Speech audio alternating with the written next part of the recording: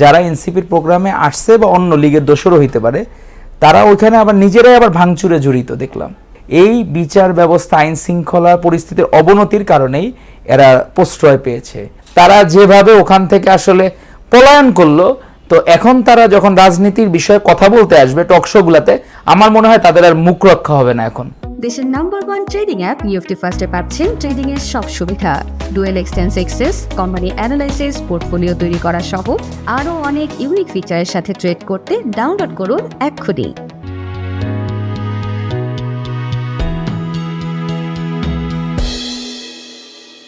সুপ্রিয় দর্শক, স্বাগত জানাচ্ছি বাণিজ্য প্রতিদিনের বিশেষ আয়োজন আগামীর রাজনীতিতে। এই অনুষ্ঠানে আমরা আলোচনা করে থাকি আগামীতে কেমন রাজনীতি চাই ও বর্তমান রাজনৈতিক বিভিন্ন প্রেক্ষাপট নিয়ে। সঙ্গে আছে আমি নজরুল ইসলাম। আজকে অতিথি হিসেবে স্টুডিওতে রয়েছেন বাংলাদেশ জাতীয়তাবাদী ছাত্রদলের কেন্দ্রীয় নির্বাহী কমিটির সহসভাপতি ডাক্তার তৌহিদুর রহমান আওয়াল। আমাদেরকে সময় দেওয়ার জন্য আপনাকে অসংখ্য ধন্যবাদ। ধন্যবাদ আপনাকে। আপনার মতো একজন গুণী সাংবাদিকের আমন্ত্রণে সাড়া দিতে পেরে নিজেকে ধন্য মনে করছি। আপনার কাছে প্রথমে জানতে চাই যে আমরা দেখেছি যে সম্প্রতি গোপালগঞ্জে এনসিপির একটা পদযাত্রা ছিল, সেই পদযাত্রাকে ঘিরে হামলা এবং মৃত্যুর মতো ঘটনাও ঘটেছে। আসলে এই ঘটনাগুলো এই ফ্যাসিবাদ মুক্ত বাংলাদেশে কেন ঘটবে? এখনও কেন এই ধরনের সংঘর্ষ হবে? আওয়ামী লীগ কেন এইভাবে হামলা করার সাহস পাবে? ধন্যবাদ আপনাকে। প্রথমেই এই ধরনের বর্বর হামলার তীব্র নিন্দা ও প্রতিবাদ জানাই। আর যারা শহীদ হয়েছেন, আমাদের হৃদয়ে রক্তক্ষরণ হচ্ছে যে এমন একটি দিনে শহীদ হয়েছেন যে দিনে 1 বছর আগে আমরা আবু সাঈদ, অসীম আকরামের মতো জাতীয় বীরকে হারিয়েছিলাম। সেই দিনেই আরও 4 জনের বলিদান। তো আমরা আসলে কি বাংলাদেশ সমৃদ্ধ বাংলাদেশের দিকে যাচ্ছি, না অবনতি রাজনৈতিক অস্থিতিশীলতার দিকে যাচ্ছি, সেটার একটা জ্বলন্ত উদাহরণ গতদিন ঘটে গেল। তো আমার মনে হয় যে তারা যেভাবে হাইপ তুলেছিল বিষয়টাকে, যে নাহিদ ইসলাম সহ বা আহ্বায়করা, তাদের যে হাইপটা অন্য কোনো দিনের প্রতি এত হাইপ ছিল না। তারা মার্চ টু গোপালগঞ্জ নিয়ে খুব একটা হাইপ তৈরি করেছিল সবার মধ্যে। তারপরে দেখলাম আমরা ওইখানে দর্শক সারিতে কিছু দর্শক ছিল যারা এনসিপির প্রোগ্রামে আসছে বা অন্য লীগের দোসরও হইতে পারে, তারা ওইখানে আবার নিজেরাই আবার ভাঙচুরে জড়িত দেখলাম। এরকম ফুটেজও বের হয়েছে যে যারা এনসিপির প্রোগ্রামে বসা ছিল দর্শক সারিতে, এরাই আবার ওই ভাঙচুরের সাথে জড়িত, ব্যানার পুড়িয়ে দিয়েছে। তো এখন ঠাকুর ঘরে কেড়ে আমি কলা খাই না, এরকম কোনো বিষয় আছে কিনা এটা আমাদের খতিয়ে দেখতে হবে। আর আমরা যে বারবার বলতেছি দেশে বিচার ব্যবস্থা, আইন শৃঙ্খলার অবনতি, কেউ আমলে নিচ্ছে না আমাদের কথার। এই বিচার ব্যবস্থা, আইন শৃঙ্খলা পরিস্থিতির অবনতির কারণেই এরা প্রশ্রয় পেয়েছে। না হলে এই ধরনের একটা কর্মকাণ্ড তারা কিভাবে ঘটায় আপনি বলেন? আর দ্বিতীয়ত, আমরা তো ধরেন তামিল ফিল্ম কিছু আমাদের আমরা দেখছি পার্শ্ববর্তী দেশের, সেখানে রাঙ্গাম নামে একটা মুভিতে এরকম ঘটনা ঘটে। তো আমার মনে হয়েছে যে আমার তরুণ এই ভাইরা, রাজনীতিবিদরা, তারা কি ওখান থেকে কোনো কন্টেন্ট নিয়েছেন কিনা। ওই মুভিতে দেখায় যে তরুণ রাজনীতিবিদরা নিজেরাই কোনো অকারেন্স ঘটিয়ে যে এই বিষয়গুলা ঘটান। তো আমরা মনে হয় যে এরকম রাজনীতি তারা করবেন না, আমাদের বিশ্বাস। তারপরেও সন্দেহ তো হতেই পারে যে তারা নিজেরাই এটা করলেন কিনা। আর আমরা যে রূপে নাহিদ ইসলাম, সার্জিস, হাসনাত, তাদের অতীত ব্যাকগ্রাউন্ড বাদ দিয়ে, যেমন সার্জিস ছাত্রলীগে পোস্টেড ছিল, হাসনাত পোস্টেড ছিল, ওগুলো বাদ দিলাম আমরা সব।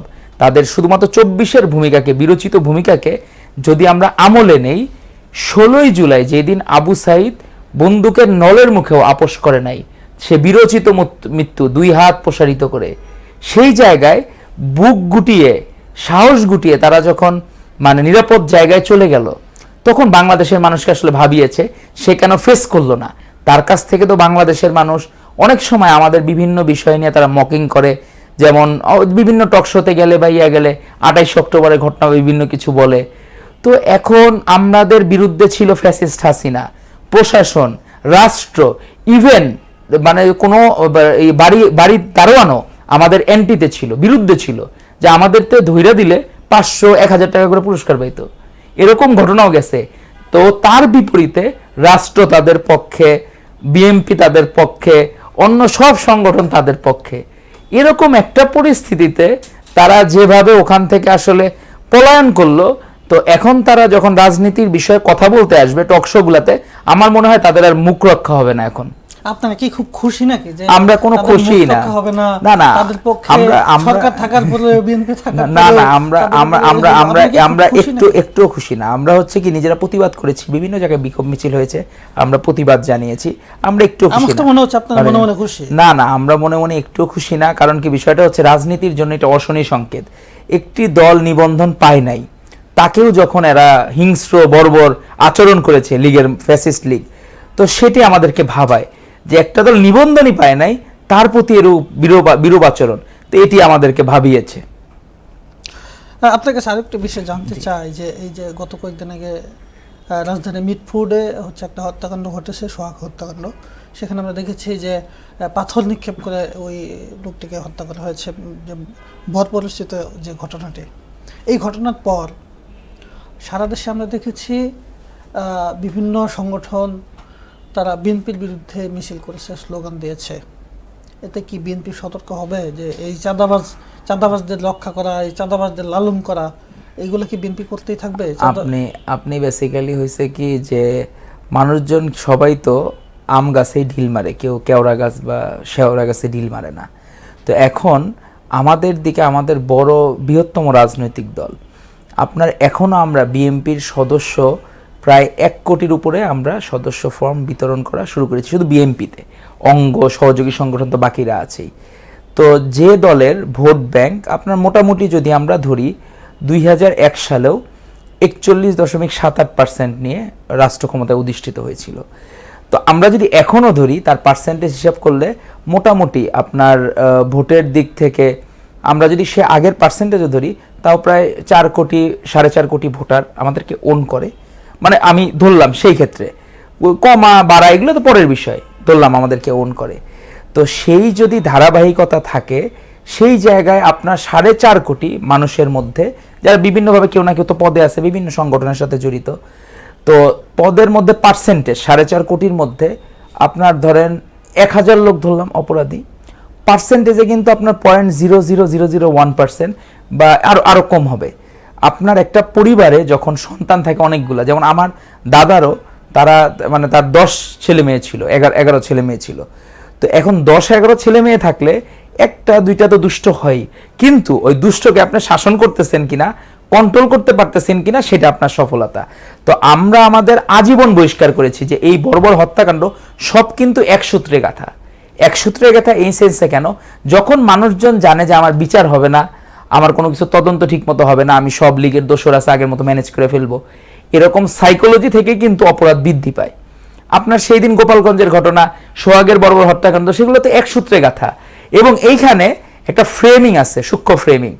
বুধবারের ঘটনা সেটি ভাইরাল হয়েছে শুক্রবারে জুমার নামাজের পরে।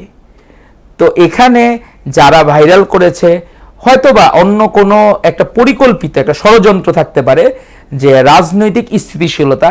আপনি চিন্তা করেন যে ঐতিহাসিক বৈঠকের মাধ্যমে আমাদের ভারপ্রাপ্ত চেয়ারম্যান জনাব তারেক রহমান আর ডক্টর মোহাম্মদ ইউনূস সাহেবের মধ্যে যে ঐতিহাসিক বৈঠকটি আমাদের দেশনেত্রী বেগম খালেদা জিয়ার তত্ত্বাবধানে বা তার সহযোগিতায় হয়েছিল, সেই বৈঠকটির পরে বাংলাদেশের রাজনৈতিক আকাশে যে সুবাতাস বসা শুরু করেছিল বা মানুষজন স্বপ্ন দেখেছিল যে তাহলে মোটামুটি সবকিছু সমাধান হয়ে গেছে, ফেব্রুয়ারিতে নির্বাচন, আমরা সবকিছু প্রিপারেশন নিচ্ছি। সেটির পরে কিন্তু একটি গোষ্ঠী উদ্দেশ্যপ্রণোদিতভাবে ষড়যন্ত্রমূলকভাবে, আপনি চিন্তা করেন যে এই বুয়েটের মতো জায়গায় কি নোংরা স্লোগান হয়েছে। আপনি এখন বলেন যে জামাতে ইসলামের বিরুদ্ধে ধর্ষণের মামলা, চাঁদাবাজির, আমি আপনাকে গুগলে আমি সার্চ দিলে অনেকগুলো দেখাতে পারবো।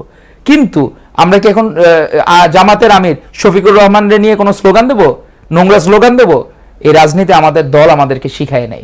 আমাদের দল শিখিয়েছে যে আমরা কি ভদ্র রাজনীতি করব, শালীন রাজনীতি করব, শিষ্টাচার মানে ঠিক রেখে রাজনীতি করব। শিষ্টাচার বহির্ভূত আচরণ কোনোদিন আমাদের শিক্ষা দেয় নাই। আমরা কোনো একটা ঘটনা ঘটলে কি একটা শফিকে ধরবো, কারণ শফিক তো গভর্নমেন্ট না, একটা শফিক সাহেব তো গভর্নমেন্ট না, ডক্টর ইউনূস সাহেব গভর্নমেন্ট। স্বরাষ্ট্র মন্ত্রণালয়ের দায়িত্ব হচ্ছে বিচার। যদি কোনো জায়গায় বিচারহীনতা থাকে, কোনো জায়গায় যদি আইন শৃঙ্খলা অবনতি ঘটে, আপনি ধরবেন স্বরাষ্ট্র মন্ত্রণালয়কে। আপনি এটা তো নান অফ আওয়ার বিজনেস। খেলার মধ্যে মারামারি হইলো, রেফারির কাছে না যে আপনি যদি দর্শকের কাছে বিচার দেন তাহলে তো হইলো না।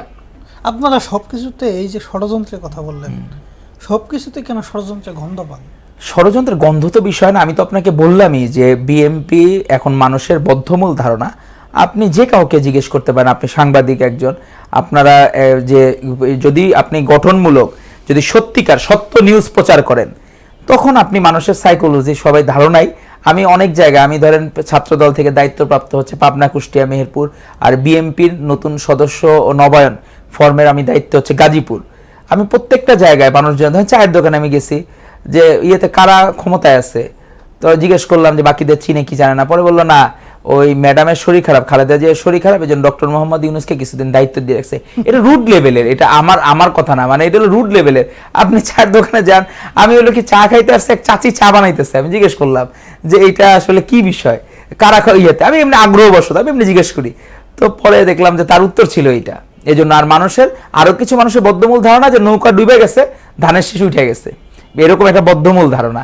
তো এইটাকে কিভাবে দীর্ঘায়িত করবে, কারণ কি আপনি ভালো করলে আপনি সম্মান পাবেনই, স্ট্যাগ স্যাক্রিফাইস যা যা করা হয়েছে। আপনার কি মনে হয় এই যে মানুষ মনে করছে যে নৌকা ডুবে গেছে, ধানের শীষ উঠে গেছে, আপনারা কি এটা মনে করেন যে নৌকা যেহেতু ডুবে গেছে, ধানের শীষ উঠে গেছে, আমরা সব কিছু করতে পারবো? না আমরা আমাদের কোনো কিছু রাজনীতি, এখন আমাদের শহীদ রাষ্ট্রপতি জিয়াউর রহমান বীরুত্তম বলেছেন, আমি রাজনীতিবিদদের জন্য রাজনীতি কঠিন করে ফেলবো। এখন আমরা যে পলিটিক্যাল নর্মসের মধ্যে থাকি, আমাদের ভারপ্রাপ্ত চেয়ারম্যান জনাব তারেক রহমান শুধুমাত্র এই 5ই আগস্টের পর থেকে প্রায় 3.5 থেকে 4 হাজার নেতাকর্মী বহিষ্কার হয়েছে, শোকজ হয়েছে। আপনি লীগের পিরিয়ডে, লীগও তো একটা রাজনৈতিক দল ছিল, ফ্যাসিস্ট, তারা তো একদিনে ফ্যাসিস্ট হয় নাই। তারা আপনি শুনছেন যে কোনো সময় এরকম শোকজ বহিষ্কার, আপনি সাংবাদিকতা লাইফে কয়টা আপনি বহিষ্কার বা শোকজ শুনছেন? বা আমাদের ভাতৃপ্রতিম সংগঠন যারা ছিল, আপনি বলছেন বহিষ্কারের কথা, আপনারা সকালে বহিষ্কার করে বিকেলে তো তাকে প্রধান অতিথি করে সমাবেশ করেন। না আমরা তো এরকম কখনো করি না। আপনি একটা উদাহরণ দেন। এটা তো হইলো করে হচ্ছে কারা, আপনি হচ্ছে জামাত ইসলামের, আপনি দেখেন যে ইসলামিক রাজনৈতিক দল, তারা ওই যে ফ্লাইং কিক করে চিটাগাঙে যে মেয়েটাকে ফেলে দিল, তার 2 দিন পরে বরণ করে শামাওয়াতের যে ঘটনাটা ঘটেছে, ওইটা একটা বিচ্ছিন্ন ঘটনা, কিন্তু ওইটার ব্যাপারেও তাকে সতর্ক করা হয়েছে, তাদেরকে মৌখিকভাবে সতর্ক করা হয়েছে এরকম ঘটনা যাতে পুনরাবৃত্তি না হয়। ওই দিন তাকে আগের দিন সতর্ক করা হলো, শোকজ করা হলো, তারপরের দিন না শোকজ হইলে কি কারণ দর্শানোর নোটিশ, মানে আপনি যে কারণটা কতটুকু আপনি ইনভলভ, জাস্টিফিকেশন। আর বহিষ্কার মানে আপনার আদেশ, তাকে কোনো জায়গায় নেওয়া যাবে না। শোকজ হইলে সেটা আলাদা প্রেক্ষাপট, তার কারণ দর্শানোর সুযোগ থাকে। জি আচ্ছা, এই যে এনসিপির প্রতীক, শাপলা প্রতীক নিয়ে তো একটু আপনার সঙ্গে কথা বলতে চাই। সেটা হচ্ছে তারা তো শাপলা প্রতীক চাচ্ছে, তো তারা শাপলা প্রতীক পাইলে বিএনপির কি সমস্যা? আপনারা কেন হচ্ছে তাদের বিরোধিতা করছেন? আপনাদের ছাত্রদলের প্রত্যেকটা নেতাকর্মী হচ্ছে, আমি আমার সোশ্যাল মিডিয়াতে যারা আছে, যারা আমার বন্ধু তালিকা আছে, তারা দেখি হচ্ছে তারা শাপলা প্রতীক পাবে না, শাপলা হচ্ছে এই সেই, কেন বলছে এই ধরনের কথাবার্তা? বেসিক্যালি হয়েছে কি যে আমরা হচ্ছে কি যে একটা আসলে মামা বাড়ির আবদার, যারা ছোট ছোট বাচ্চা থাকে, আমরা ধরেন আমাদের যেমন বিভিন্ন ছোট মানে খালাতো ভাই, মামাতো ভাই বা আত্মীয় স্বজন, বিভিন্ন ভাতিজা ভাতিজিদেরকে দেখি, এদেরকে কি যে যেটা ফোকাস থাকে, যেমন দেখা গেল যে আইসক্রিম খাবে, আপনি ওর আইসক্রিম, ওর দাঁতের সমস্যা, ঠান্ডা লাগছে, ওর আপনি বুঝাইতে পারবেন না। ওর হলো কি দিন শেষে আইসক্রিমই লাগবে, ওর কোনো কিছু দিয়ে আপনি বুঝ দিতে পারবেন না। এখন সমস্যা হলো ওইটা যে এদের কাছে আমার মনে হয় রাজনীতিতে তো বেসিক্যালি শিশুই, এখন তাদের আচরণ দেখলে মনে হয় সাপলা লাগে, মনে হয় যে সাপলা পেলে তারা উইন করবে, আর সাপলা না পেলে তারা উইন করবে না, মানে আমার কাছে সাইকোলজি মনে হয়। তো এখন বিষয়টা হয়েছে, সাপলা তো হচ্ছে কি, আপনি যখন ছোটবেলায় আমরা টস করতাম 1 টাকার পয়সায়, এক পাশে শাপলা থাকতো আর এক পাশে মানুষ থাকতো। এখন আপনি কি টস করার সময় বলতেন তুমি শাপলা, ধানের ছড়া, পাট পাতা, তারা এইটা নিবা, না অপর পাশে মানুষ, পরিবার, ওইখানেও ধানের ছড়া আছে, ধানের ছড়া নিবা? আমরা কি এইভাবে বলতাম টস করার সময়? যেটা স্বাভাবিকভাবে বলতাম, আমরা কি বুঝতাম যে শাপলা না মানুষ? আপনি কিন্তু এটা জাতীয় প্রতীকের ক্ষেত্রে ব্যাখ্যা, আপনি কিন্তু আর কোনো ব্যাখ্যা, কিন্তু আর কোনো গ্রহণযোগ্য কোনো ব্যাখ্যা নাই। মানুষজন খালি চোখে কি দেখবে, ওটা সাপ্লাই বেসিক্যালি।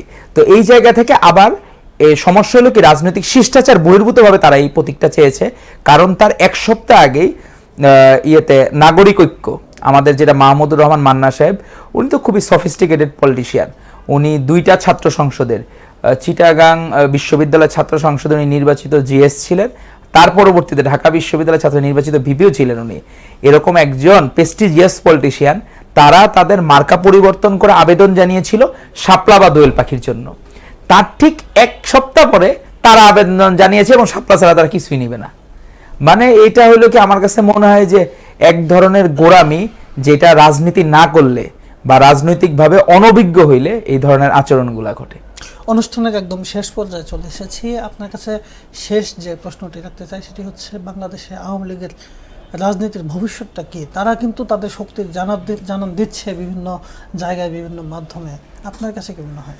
আসলে যখনই এরা মাথাচাড়া দিয়ে উঠেছে, অনেক সময় আপনার দেখেন, আমরা ওই যে সিএসি নুল হুদা সাহেবের ক্ষেত্রে যেটা চর থাপ্পড় দিয়ে গলায় মালা পরায়া, জুতার মালা পরিয়ে, তার বিরুদ্ধেও কিন্তু আমরা ব্যবস্থা নিয়েছি স্বেচ্ছাসেবক দলের। কারণ আমাদের বাংলাদেশ জাতীয়তাবাদী দল কখনো মবকে পেট্রোনাইজ করে না, কোনোদিনই পেট্রোনাইজ করে না, সেই সুযোগও কাউকে দিবে না। তো এখন আমরা কিন্তু সকলে যদি ঐক্যবদ্ধভাবে থাকি, কেন 5ই আগস্টের পর থেকে শুরু করে এতদিন তো ছিল না, আমাদের ভারপ্রাপ্ত চেয়ারম্যান জনাব তারেক রহমানের সাথে বৈঠকের আগ পর্যন্ত তো এত বেশি আমরা শুনি নাই। এখন কেন ওরা মাথাচাড়া দিয়ে উঠতেছে? এখন কেন এত বেশি ভালগার হচ্ছে? তাহলে বুঝতে হবে যে আমাদের যারা রাজনৈতিক সহযোদ্ধারা ছিল, বিভিন্ন ফোরামে ছিল, বিভিন্ন জায়গায় ছিল, তারা হয়তো বা নিজেদের দাম্ভিকতার কারণে তারা আমাদেরকে হেয় প্রতিপন্ন করতে যে নিজেরা এখন হেয় প্রতিপন্ন হয়ে যাচ্ছে, এবং আওয়ামী লীগ আসার পথ সুগম করে দিচ্ছে। তারা যে আওয়ামী লীগের যাতে পুনর্বাসন যাতে হয়, তারা সেই সুযোগ করে দিচ্ছে। তারাই এখন নিজেরা ভালো মন্দ বিচার করবে। আপনি দেখেন কি দাম্ভিকতার সাথে আমাদের চরমনায়ের পীর কি দাম্ভিকতার সাথে কথা বললেন। কিন্তু মানুষজনের আসলে কি ধর্মকর্মের প্রতি কয়েকদিন পর আস্থা উঠে যাবে, যে বাংলাদেশে তো একটা আস্থা ছিল, বা যারা বেশি ধর্মকর্ম করে তারা একটু অনেস্ট হওয়ার সম্ভাবনা বেশি থাকে, পার্সেন্টেজটা বেশি থাকে। কিন্তু চরমনায়ের পীরের এখন আর আগের দিন তো নাই। আগেকার দিনে কি ছিল, যে এক বক্তব্য ধরেন 1947 সালের আগে এক এক জায়গায় এক এক বক্তব্য দিত, এক এক এলাকায় যে এলাকায় যেটা খায় ওইটাই বক্তব্য দিত। কিন্তু এরা তো ভুলে গেছে, এখন তো নতুন যুগ, ওনার সব বক্তব্য আছে, ওনার হাসিনা প্রেম, ওনার লীগ প্রেম, সকল বক্তব্য আছে। এখন এই ধরনের দ্বিচারিতা, শিবির সম্বন্ধে তার নেগেটিভ বক্তব্য, জামায়াত ইসলামী সম্বন্ধে যে ওনার একটা বক্তব্য দেখলামই হয়েছে, ভাইরাল হয়েছে, যে বাম দলের কাছ থেকেও এক সময় প্রত্যাশা করা যায় যে ইসলামিক রাষ্ট্র কায়েমের প্রত্যাশা করা যায়, কিন্তু জামায়াত ইসলামের মাধ্যমে কোনোদিন ইসলামিক রাষ্ট্র প্রতিষ্ঠা কোনোদিন করা সম্ভব না, তার স্টেটমেন্ট। আর এখন উনি আবার পুরা 180 ডিগ্রি ঘুরে গেছেন। তো 180 ডিগ্রি ঘুরলেও কোনো লাভ নাই। ওনাই যতবার ইলেকশন করছে ততবার ধানের শীষের সাথে ফেল করছে, আমাদের ক্যান্ডিডেটের সাথে ফেল করছে। তার ওই স্বপ্নই থাকবে, পার্লামেন্টে আর ঢোকা হবে না। Thank you. আমাদেরকে সময় দিয়েছেন, আপনাকে আসলে অনেক ধন্যবাদ। দর্শক, আলোচনা আজকে এই পর্যন্তই। আগামীতে আমাদের বাণিজ্য প্রতিদিনের এই বিশেষ আয়োজন আগামী রাজনীতিতে আবার আপনাদের সঙ্গে দেখা হবে, সঙ্গে থাকবে অন্য কোনো অতিথি। সেই পর্যন্ত সুস্থ থাকুন, ভালো থাকুন, আল্লাহ হাফেজ।